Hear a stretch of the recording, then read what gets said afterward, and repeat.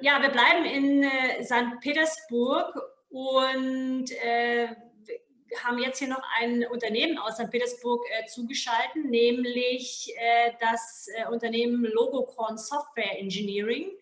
Und bei uns ist heute Herr Sergej Belolipetsky. Er ist der Director for Consulting in dem Unternehmen und er wird uns heute mal ein bisschen stärker noch erläutern, wie der typische russische Developer so tickt. Sergej spricht nicht so gut Deutsch. That's why we're switching to English. Sergej, very warm welcome in our webinar today. The floor is yours, and we are very interested to hear about the Russian IT culture.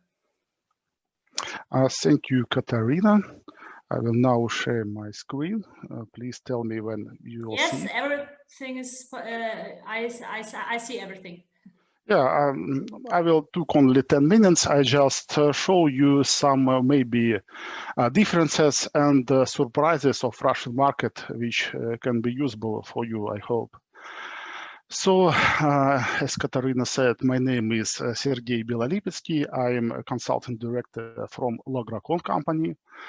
It's quite small and young company, but we have a great experience. You can see it in our slides. We have more than 220 successful projects. We have big clients, and you can hear examples of the most successful projects. And our company is known as DevOps expert, and that's why we organize events on DevOps, such as DevOps Forum, DevOps Days, and so on.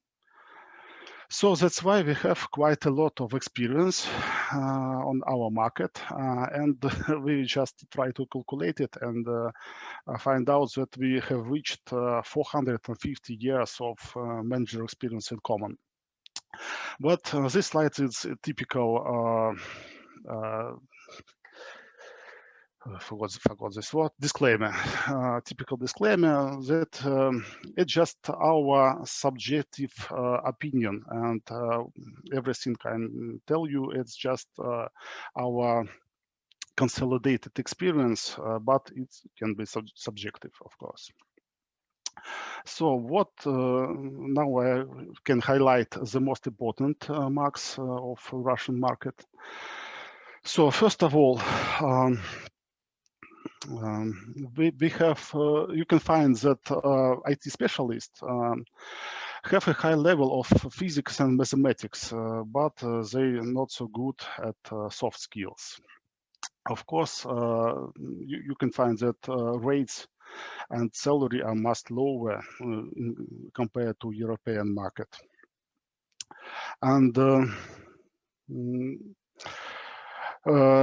you can see that Russian market shows very fast career growth. Usually it took 2 years from junior specialist to senior. Monday starts on Saturday. It's a Russian proverb that means that people work even 7 days a week and at night if the work ignites them.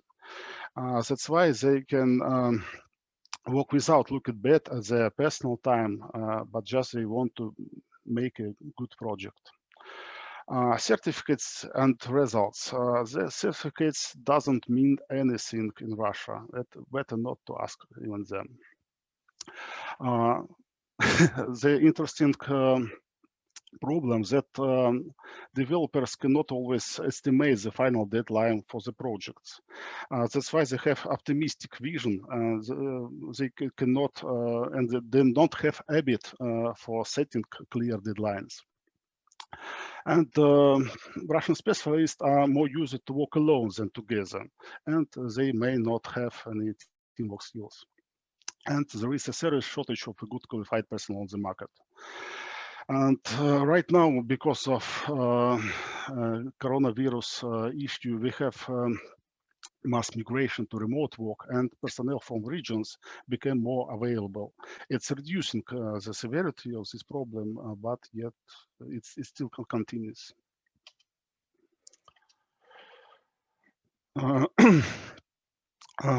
What should I mark as well? It's in other products and services popular in Russian market. you can find that Russians use 1S, CFT, Diasoft, and other products which not much known in Europe. And vice versa, the Russian market has very little use of HP and IBM products.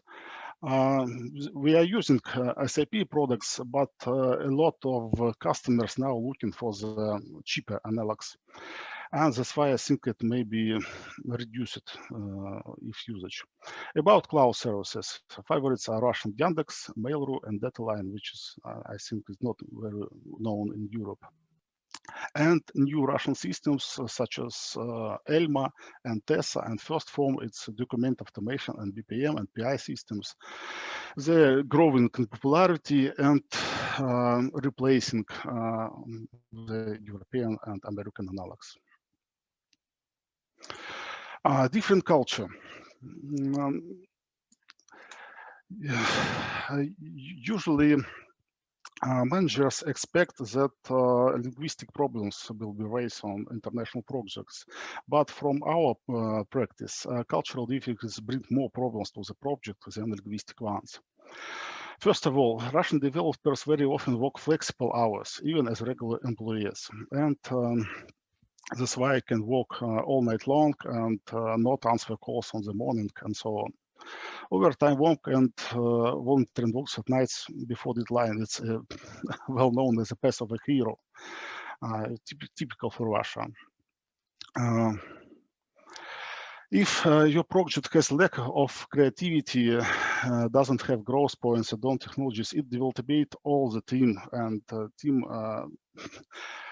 looks ways to avoid this work.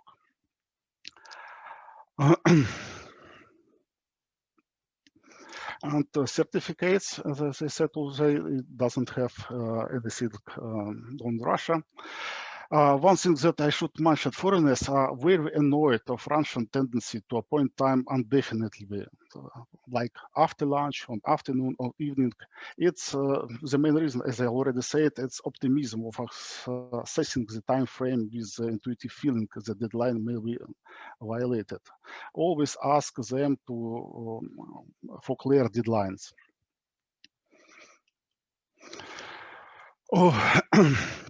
Russian companies are divided by the levels of process maturity, and there are both companies with very high and very low levels of maturity. And it's always necessary to ask the execution company for confirmation, to investigate what's the level of process maturity of this company, because we have not very much competency. And the market is not competitive. That's why there is enough work and job for everyone. And it's a reason that companies with low maturity process are present. And it's better to find what company you dealing with. Lack of certificates is not sign of a low level of a company. Why? Usually there is enough work for everyone, and certificates present or absence is not a mandatory thing to get a job. Good companies also often uncertified, and so look at their reference works. It's the only way to find is that company good or not.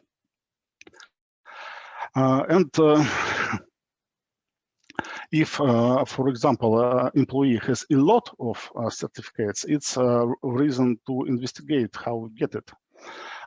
We have stories that specialists have a lot of certificates, but actually they are not good workers because they spend all the time just getting these certificates, but not working. So just a little summary of things I said before. First, a specialist can set the deadline, call it deadline missed, and the reason this is the inability to estimate those deadlines properly. Specialist of a company doesn't provide information on the intermediate progress. So main reason is the immaturity of the process in a particular company.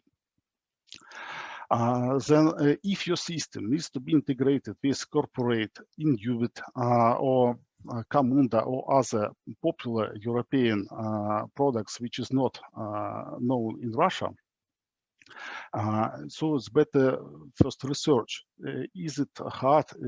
How long time will take to prepare Russian specialist for working with these products? When I prepared this presentation, I find out that these products like Camunda or Inubit doesn't even have Russian pages on Wikipedia. So it's so unknown that even you can find any information about these products. The lead developer doesn't pick up the phone the half of day, then calls back and says he had a nap because he worked all night, and then on weekends he bothers everything the chat waiting for a prompt response. So it's flexible work hours, which can be also a not good surprise for European companies. Small companies can find themselves overbooked when one team has to work on several projects at the same time. The main reason is participating in several tenders at the same time in order to minimize the risk of downtime. Despite the lower cost of human resources in Russia, the market is overheated due to the lack of specialists. This leads to high competition and the fact that employees are forced to overpay for low competencies with the possible growth potential. So if you find a young specialist and sees the potential, it's maybe a good investigation of your time and money. KPIs work poorly with validating results for financial intensities. Developers prefer fixed and guaranteed paycheck systems, and performance bonuses are positively accepted in case of full satisfaction with the fixed part. And cultural conflicts, as I said before. So here we can try to summarize some general team portraits in the Russian market. You see it's 5 groups. First of all, freelancers, which are known with their low cost and operated job, but they are very hard to control and they can't guarantee their deadlines. Small firms, this work is better controlled, but they have, of course, low maturity processes, and the control of their deadlines is questionable. It depends on experience of the manager who will deal with them. Big companies much effective and precise deadlines, but usually they suffer of non-transparent processes and bureaucratic issues. Boutique, it's also some kind of small firm, but more effective and more transparent process and more mature processes. But they are small and they are unable to complete larger projects, and usually they use only one technology stack. So they work in only one niche of technology. And own branch, it's effective and it's allows to get precise deadlines and transparent process, but have bigger costs and you will stand with legal issues. So what's the conclusions? Freelancers are good when you need to develop a prototype on the minimal available project, but of course you need to control them and you cannot use it for serious projects. Own branch, I think, is the most popular option for entering the Russian market. It allows to get the most benefits of Russian labor force and compensating the typical undesirable effects, but you should pay for it. And for small projects, it's better use these boutiques companies with more mature processes. But this option is not possible for bigger projects. So Dixie, thank you. I hope it was helpful for you, Katarina. Yes, thank you very much, Sergey.